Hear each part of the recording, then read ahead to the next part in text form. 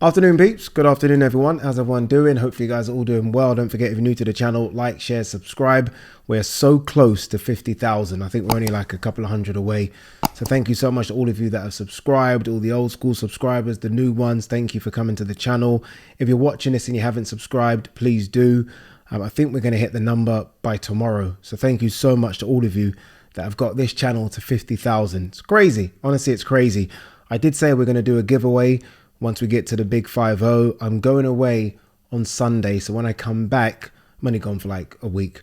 When I come back, we'll announce what that giveaway is, but we are going to try and make it a nice big giveaway so everyone can benefit. Like, there's no point me just, I think, what did I do last time? Some trainers that were size 9. I mean, don't get me wrong, I think a lot of people are size 9, but that kind of really just doesn't bring everyone into the giveaway. So I'm going to have a think about it when I go away, but we're going to make it a nice giveaway. All right, the road to 175 pounds. Please, please, please watch the final episode this Sunday. We weighed in today. I'm filming this at 5 o'clock. We weighed in 4 hours ago and we made weight. We made the 175 pound limit. In fact, we smashed it. We actually came in at 173.8 pounds. So below it. Again, you guys will see all the footage on Sunday, but I'll give you a quick overview of what happened. So last night, the plan was to make the weight last night. So we went to the gym wearing our sweatsuits, our hoodies, try and sweat it out. After doing the cardio in the sweatsuit and a bit of a towel wrap, we weighed in at 81 kilos, which is still a couple of kilos off the target. So we just decided to chill. I went home, slept, and then in the morning, we did another little weight cut. We did another weight cut, and then we touched the scales at 78.8. Now, we're debating how much of that we show you, just because it was dangerous. I'm not going to lie. The last couple of pounds was the hardest thing I've ever done. The fact I'm actually here talking 4 hours after it is crazy. Honestly, it's crazy because I could barely say a word. It was so hard. So there's a bit of debate as to how much we show, because we don't want people to copy what I've just did. I did it with medical supervision. I had a couple of guys that have done it before around, so we kind of knew what we were doing. But hopefully we can get the green light and show everything. I mean, it is my channel. I can kind of do what I want to do. So hopefully we can show everything. But yeah, very, very difficult. But that's a challenge. We got the challenge done, and I'm super proud that we were able to do it. And when I say we, it isn't just me. It's my PT, Sean, who's incredible. Lee from Boxing Science, who's been there from the get-go, and I've been able to call and speak to through every bit of this journey. So yeah, it was a challenge. We did it. And you know what the funny thing is, at 1 o'clock when I weighed in, so around 12:30, when I was scraping water off my body, that's how much was trying to get the water off my body, I was there thinking, how the fuck do boxers do this and then fight 24 hours later? But now that I've had, you know, a lot of water, some food, I'm still strict to a plan because we don't want to just eat. We've got to stick to a plan to put the weight on properly. Now I've done this, I can kind of see how they can. Don't get me wrong, it's still crazy. It's still crazy, and my respect for them is through the roof. But I can kind of see how if they hydrate properly, like I've got to drink 7 liters of water today. If you hydrate and eat properly, I can kind of see how you're energized to actually have a fight. It's crazy, I know, but I can see how it happens. We are going to do a final test in the gym tomorrow. If you guys remember from episode 1, we did a jump, we did deadlift and bench. The plan is to see how much of that I can do again. So yeah, I kind of look forward to seeing what strength I've got tomorrow. All right, let's jump in to the video and see what there is to talk about this afternoon. Anthony Joshua on Deontay Wilder. I'm looking for an opponent good enough to take me to the trenches. Well, you kind of had that already with Usyk.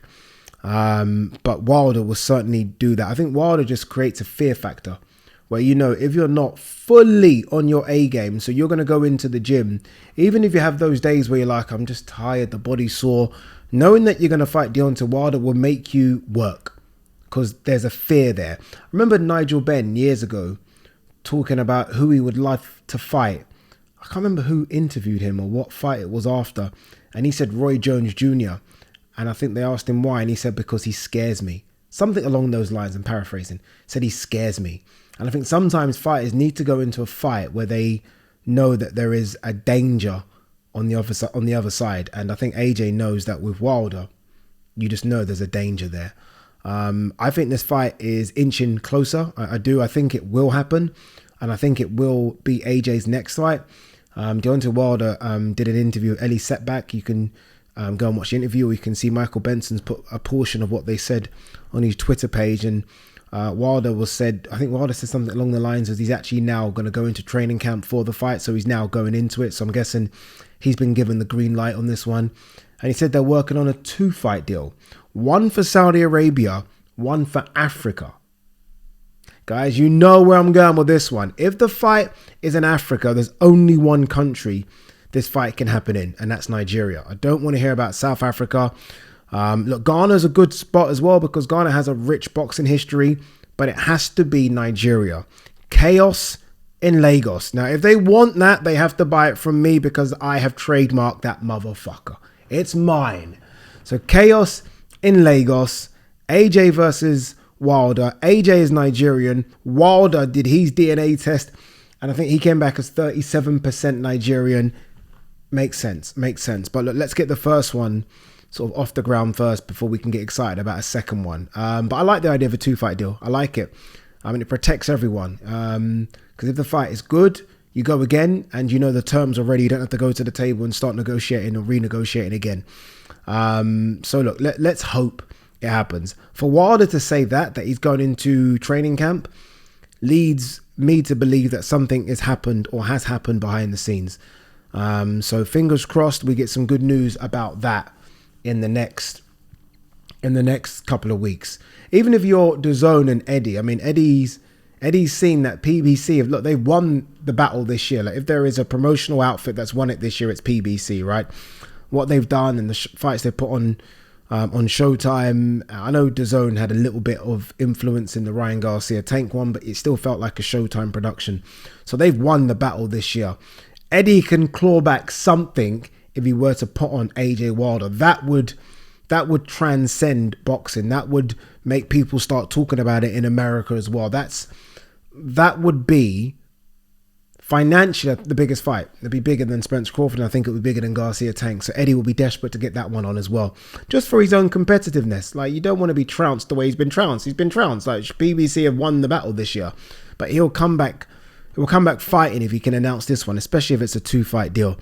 Daniel Dubois, you can't stand there and try and outbox Usyk. You've got to rough him up. Yeah, that's what he's got to do. We're going to do a live tomorrow, guys. So yeah, make sure you join us. We'll do a live tomorrow talking about this fight at around 8 o'clock, 7:38. I'll announce it in the community tab. And then please don't leave me hanging. We're going to do a live watch along Saturday. We're going to get going at 8 o'clock on that one for Usyk versus Dubois. But Dubois is right. Dubois can't stand there and try and outbox Usyk. I was watching Dubois hit the pads today, or the body bag and pads. His feet are very, very, very slow. Usyk was doing this dancing thing in the ring, and his feet are fast. People think he's actually playing around when he's doing that dancing thing. He's not. It's all movement. Like, he's not. Usyk doesn't do anything by chance. Like, everything you see him doing, he's doing it because there's a reason to do it. And I was watching him doing it. I'm thinking, it's movement. And I was watching Dubois' feet, and look, he's a big boy, right? He's going to move slow. But I thought it was slow. So in order to rough up Usyk, you've got to get to him. So you've got to close that distance. Usyk's going to be gone before Dubois can even get there. That's what I think. Could be wrong. Look, Dubois, is going to have some spots, but Usyk's going to be there, they're not there. And then once he's there, they're not there. The problem is the not there part is when he starts tagging you. So you launch in, he goes left or right, and then he starts, I've seen it. I've seen this play out already. It's in a stadium, which is nice. You see the stadium? I saw Adam Cattrall show it on his Instagram stories. Wonderful. Like big, 40, 50,000. So yeah. And some people say, yeah, but the tickets are cheap. Well, that's just, not every country is going to price tickets up the way it happens in the UK and the US. You're going to get cheap tickets. The fight's in Poland. The fight's not in Vegas. So what do you expect? Like $2,000 seat tickets. It's not going to work like that. And I like that. Everyone should be able to get in.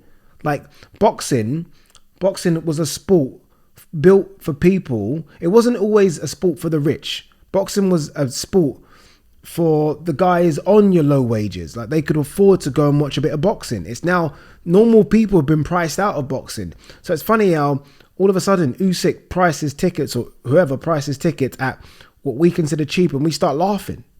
The fuck do you want? Do you want tickets to be £500 again? Fuck's sake, these people are lucky. Unified heavyweight champion of the world is fighting, and you can watch it for a £5. Duh. Fucking amazing. Crawford remembers Gervontay's previous trash talk. He said, I got a glass chin, come touch it. Yeah, we can just scrap this kind of talk because ain't gonna happen. Move on. Opataya Thompson, Scotney Griffer, title fight double set for September 30th at Over Arena, Wembley. I heard rumours about this a few days ago. I have to be honest with you, I was surprised. Remember, that's Jay Opataya, the guy that beat Maris Bradus. Some people consider now that Okoli lost, the best cruiserweight on the planet, and Jordan Thompson's got an opportunity. Look, you got an opportunity, man. I mean, sometimes I guess that's what happens when you are with one of the top promoters. Maybe you jump the queue, and he has jumped the queue a little bit here. But Opataya gets a voluntary. Jordan Thompson, I'm guessing, within the top 10, top 15 of the IBF. He can have his pick, and he's picked Jordan Thompson. Or Matchroom have picked Jordan Thompson for Opataya. But either way, it is what it is. I don't know too much about Griffer, that Ellie Scotney's fighting, but I'll look at the card closer to the day. Malik Scott on Usyk Dubois. I got Usyk by stoppage. Dubois going to find out there's levels to this. Yeah, 100%. Yanibak Alam Kanali calls out Carlos Adames for Spring Showdown. Yeah, that's kind of the only fight I want to see. The middleweight division right now is trash. It's not great, is it? Just doesn't have that spice to it. But this, of all the fights in it, this is the one that I would sort of be like, okay, cool, that's a good fight between two very, very good fighters. Clarissa Shields warns Keith Thurman to tread lightly. I'll fight him with both hands. Someone just, I almost feel like Clarissa's that kind of person where people are almost scared to tell her home truths. Like, Clarissa is arguably the greatest female fighter of all time. Like, she's incredible. When you add amateur and pro records together, she's just sensational. Keith Thurman would beat her. Like, why can't people just speak honestly to her and say Keith Thurman would fuck you up? Keith Thurman would destroy you. So what are we doing here? I dig at Keith Thurman because of fights with the likes of Jaron Ennis and Crawford and Spence. Like, this is stupid. Someone needs to say, like, stop, chill. Like, Keith Thurman would destroy you. It's not even like Keith Thurman is like, all right, if he was like 45 or something and he'd been retired for 7 years, okay, maybe there's a debate there. Even then, I would say Keith Thurman would destroy you. But Keith Thurman now, who's at worst number 5 welterweight on planet Earth. Number 5 welterweight on planet Earth. What are we doing? I don't know if she's trolling herself. I'm not quite sure. But yeah.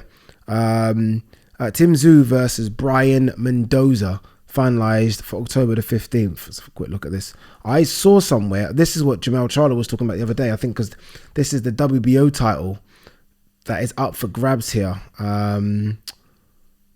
So yeah, they've obviously stripped Jamel Charlo. This is a very, very good fight. Tim Tszyu ain't resting, is he? This is a very, very good fight. Bear in mind, this is Mendoza who beat Findora last time. Findora is the one that beat Lubin, that like 6'5" guy. Before that, he beat Jason Rosario. So Mendoza's good. I met Mendoza in Vegas. Big guy as well for the weight. I like that. That's a very, very good fight. Like, I think that's the fight for me. With Charlo no longer in the division, that's the fight that tells me who number 1 in that division is. Solid fight. No complaints with that one whatsoever. All right, anything else? Shakur Stevenson says Tank Davis bout will be world's biggest fight when it happens. Yeah. We need to see Shakur's pulling power first. I don't know. I think, yeah, look, Shakur's a great fighter, but we don't know if he's a great seller of fights. We don't know that yet. We need to see that before I can say, yes, that's definitely going to be the biggest fight. I'm not quite sure. Like, the casuals, I don't know if they know or invested too much into Shakur Stevenson as we are. That they were invested in Gervonta and Ryan, hence why that fight blew up. I'm not quite sure if it's the same yet for Shakur Stevenson. Eddie Hearn, Fury and Ngannou will be a lot less competitive than Mayweather-McGregor. Not sure. Not sure. I mean, Ngannou can hit. He's fast as well. He can close the distance. Like, I don't know how much Eddie Hearn's watched of him. Obviously, look, he can't box. We know that. Like, the boxing ability is not there.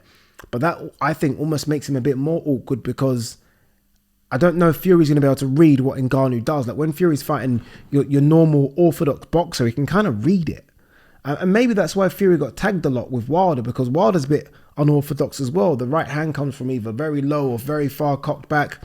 Obviously, Wilder's a better boxer than Ngannou. But what I'm trying to say, though, is that Fury finds it easy to read quote-unquote normal boxers. When he's in there with people that are a bit kind of weird, maybe he might struggle. Maybe, look, I mean, this is heavyweight boxing. We're all going to be on the edge of our seat. As soon as Ngannou starts throwing those windmills, who knows? And how serious is Fury taking this? Not quite sure. Not quite sure. Pat McCormack versus Lewis Ritson, eyed November 11th in Newcastle. McCormack will eat him alive. Alive. Like, Lewis Ritson is a 135 guy. McCormack, I think, will eventually go to 154. Like, he's so big. Really big. I saw Lewis Ritson the other day. And, you know, he looked a bit out of shape. Obviously, look, he can get in shape, but he looked a bit out of shape. Pat McCormack will light him up. Light him up. Like, it was supposed to be Lewis Ritson, Pattinson. That bit more competitive. McCormack? Nah.